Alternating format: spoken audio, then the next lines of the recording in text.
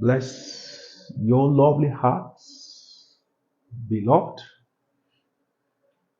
Yeah, I want to share this powerful information.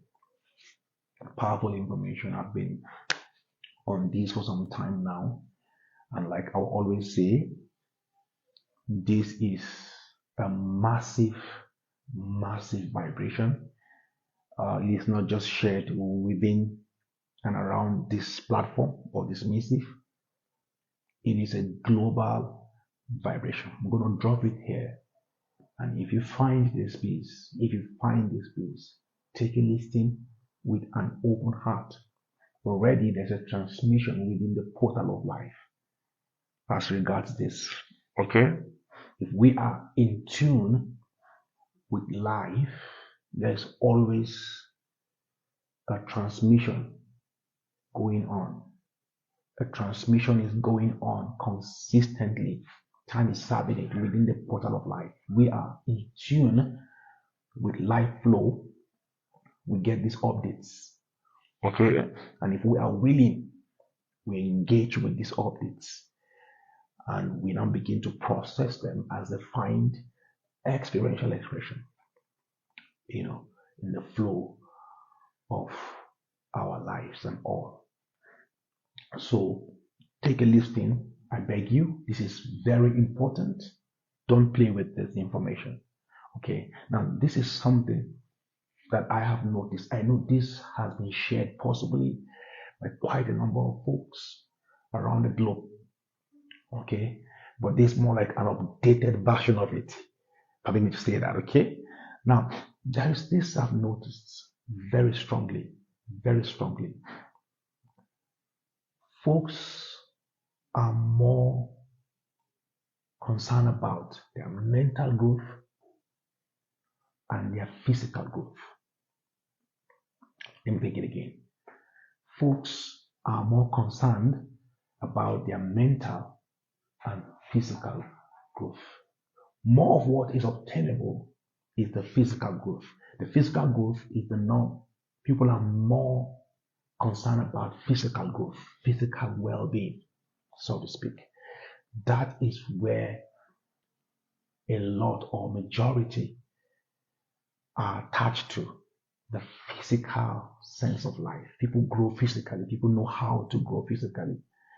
People, again, at a level, know how to grow mentally. They know how to grow mentally. But the aspect of growth that has been greatly neglected, as if it doesn't exist somewhat, is the spiritual growth. I call it spiritual just for the sake of words, okay? The actual state of one's being is neglected. There's no growth, more or less, in that aspect of life when it comes to majority of folks. If you can discern, you'll see that folks are not existing in that realm any longer. Folks are somewhat existing around the mental aspect of life and mostly around the physical realm of life. That is where folks are jam-packed. And may I say this? As far as life is concerned, if one is not in that place of their divine essence, divine shape, divine configuration, their thumbprint, their actual being, if one is not in that place of growth, if one is not growing in that place, one is not existing. As far as life is concerned, if you check within the register of the universe of life, if one is not found in that place growing, or one is not in that place of awareness, in that state of life, one doesn't exist. As far as the universe and life is concerned, if you are not spiritually growing, not the religious spiritual sense, I'm talking about the actual divine state of one's being. If one is not there, then you don't exist. As far as the universe is concerned, if the register of life is checked, you don't exist. It's like you are not.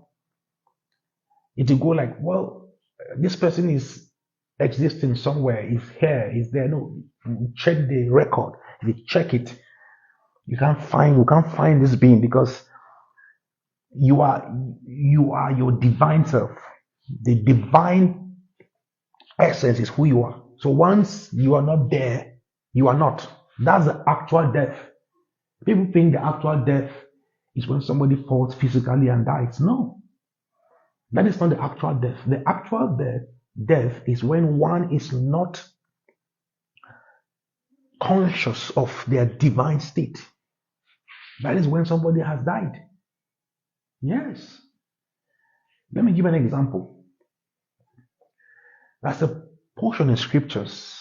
Let me just paraphrase, where Jesus was speaking with some guy, and Jesus asked him to follow him. Yeah. And this guy went like, oh, sorry, I lost my dad, and I would like to go bury my dad, so give me some time to do all of that. Now, Jesus said something to that man. He said, leave the dead to bury their dead. Leave the dead to bury their dead. That might sound harsh. That might sound like, why is this guy saying this to me? I mean, he should sympathize with me. He should understand I'm grieving. It's okay to actually sympathize and empathize with someone. Definitely. I'm not just trying to say, okay, you can talk to people that way. But I want to extract something from there. Leave the dead to bury their dead. Come follow me. In other words, there are people who are dead when it comes to the context of life, when it comes to life. Forget about the fact that you see them walking, talking, going here and there, going to school, having businesses and all. But when it comes to the actual context, essence of life, they are dead. They are not there. How do you come to know this? You come to see this as practical, like you can see someone die physically. That's how you can see someone who is dead spiritually. Imagine me going to talk to someone who is dead physically, like talking to the person and saying, hey, please come, let's go somewhere. Hey, come, let's eat. Like, this person is dead, but I'm talking to the person. People will be like, he has gone deranged or something. Now, that is how it is when someone is not there in their spiritual state. If they are not there, imagine me assuming that they are there because they are physically seen. Henry White, bless your heart, happy to have you here. Imagine if you're talking to someone who is not there spiritually, because you're not aware too. You feel because they are there physically or mentally, then they are also there in their divine essence. A lot are not there. They are dead. And it's not to assume. You don't assume this. There is this place of beingness also in your divine state, which you just see this as practical as you see someone who is dead physically.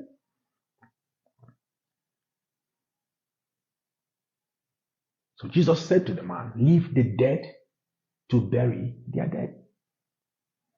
People are dead. A lot are dead physically and spiritually.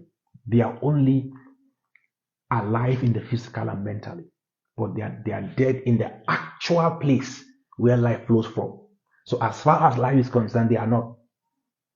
One is not only dead when they die physically, when they fall physically. No. The actual death is when one is not there in their divine essence, in their spiritual stance and state. If you're not there, that's the actual death. That's the actual death. Okay? And that is where everything flows from, because everything flows from there. How do you grow spiritually? People know how to grow physically, people know how to grow mentally, but they don't know how to grow spiritually because they are not even there. There is no any consciousness in that actual place. Imagine a plant not planted. It's just hanging in the air. There's no root whatsoever. And that is actually a lot of how a lot of people are. But for someone who is spiritual, who is in that place of awareness, you see that this person is dead. We are so attached to the physique so much that is what we call real. We call what we see real. As far as these eyes cannot see it, as far as you can feel it, you can touch it, as far as you can hear it, it's not real.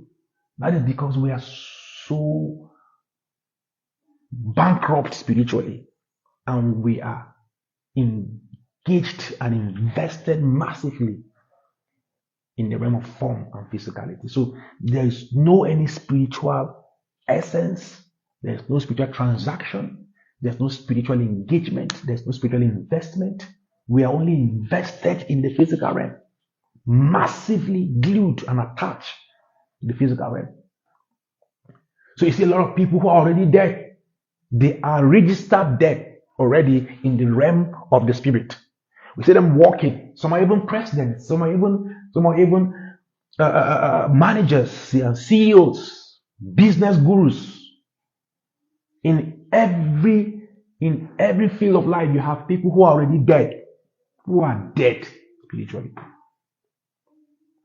And this is a massive information that we need to begin to open our hearts for a possible resurrection in the spirit realm. Now, let me say this quickly because I'll be talking about how growth happens both in the physical and mentally and then spiritually in my subsequent live video. Okay, if we are following, I'll be talking about that. My next video, I'll be speaking about how growth happens in the physical, not the normal way we know it. Okay, there are things I will talk about. Then I will talk briefly around the mental way of growing, then the spiritual way of growing. Okay? Because if the spiritual growth is not there, every other form of growth is an illusion. As far as life is concerned, if one's spiritualness, divine state is neglected, is not there, the person is not there. No matter how much you are in the physical, you're not. You are not recognized, you're not felt, you're not heard, you're not seen. That is actually how life is designed. Okay, you are not heard. There is no any vibration that flows. You're not partnering in any way. The only place where you are seen and heard and felt is in your divine essence. Yes, that is where you're seen, felt, and heard. Okay, so I'll be talking about that. I'll be talking about that in my subsequent video. This is just to create, to bring to our awareness that this is what is happening. Okay, every other aspect of good is important, but the source of it all is your spiritual growth. People are not going there. Imagine when you were born physically, you were like a child. And look at the process of growth. Look at the process of growth physically. It could be felt, it could be seen. And mentally likewise. People are growing, but people are not aware of anything happening. If you talk to someone about spiritual stuff, you wonder, what is he saying? What is he saying? Because they are dead. The actual miracle, let me say this before I round up. Like you read scriptures, you see Jesus healing the sick. We were privileged to experience some aspect of miracle. Yes, my early days of engagement in ministry, very well. Seen the cripple walk, seen the blind see. With all humility, I said, I can't even tell you how these things happen. I don't even know how they happened. I usually was amazed when they happen. You know, the blind see, the crippled walk. I remember when prayed for a lady who was having epilepsy, chronic epilepsy. I didn't know how she got healed. She was like an embassy. I was amazed like a child. I was like, oh my God, it happened like that. But you see, every form of healing recorded in scriptures and those, oh my brother, beloved, Sean, happy to have you here. Bless your heart. I trust you're good. Love you, man. You know, every form of healing you see, that has been recorded in scriptures that has happened. The intent is not just to heal you in the physical. The intent is not to make the cripple walk in the physical. The intent is not to make the deaf hear and the dumb speak. The intent is not to bring somebody back to life physically, like people who have been brought back. I'm privileged to be called upon to pray for the dead on 3 occasions. I'll talk about why somehow I'm not very much in that expression, but I'm bringing back that flow, and all. Yes, bless your heart, man. Bless your heart. Love you so much. Now, so if you see where, let's say, Jesus prayed for the dead to come back to life, it is not about this person coming back to life physically. Okay, it's about the spiritual realm being restored. It's about this. You see, if the root of something is not there, that thing is not. The thing might be looking fresh and greeny and all, but as long as the root is not there, the source is not there, the thing is not. So the healing, the bringing back to life, is not a physical thing. It's restoring the very divine essence of man. It's the restoration of man's divine essence, divine standing, divine, architecture and design. That is actually what is hoping we are pointing to. Once man's divine essence is restored fully, every other aspect of man's flow is fullness and blessedness. I mean it. When you see the dead being brought back to life, it's a spiritual transaction. It's about the spiritual realm of a man. If you see the cripple being made to walk, the actual thing there is that there are people who are crippled in the spirit realm. There are people who are not standing straight in the realm of their actual essence. There are people who are deaf spiritually. There are people who are dumb. There are people who stammer. There are people who have deficiencies when it comes to their actual essence. These are what these things are pointing to. It's not mostly about the physical. The issue that you see in the physical realm is because there is something that is somewhat distorted in the realm of your actual self. Your actual picture is not seen. You've not seen you the way you actually are. And then these things are reflected in the physical.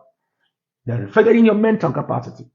What we call mental success and physical success without spiritual growth is actually failure.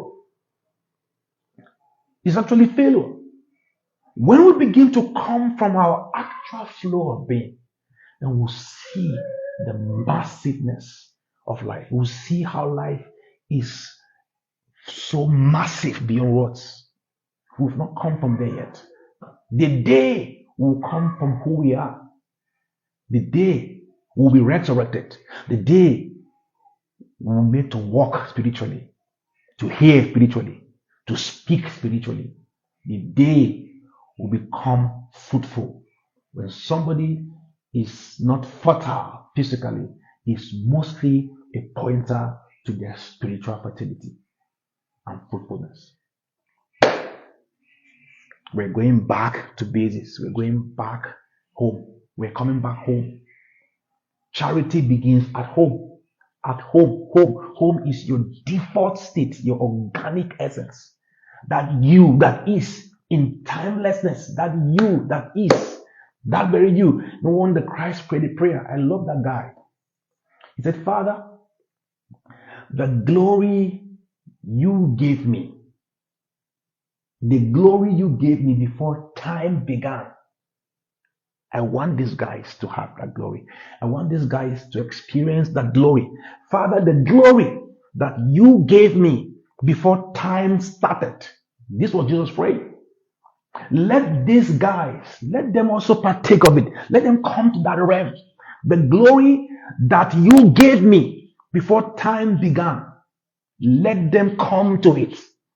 It's a glory that is in timelessness. Let them partake of it so that where I am as a state of consciousness, they will be also where I am, not location wise, like heaven somewhere. So that where I am, they will be in terms of awareness, enlightenment, consciousness state, so that where our Father, let the glory that you gave me, not the glory that is in time, the glory that has been before time, let these guys see that glory.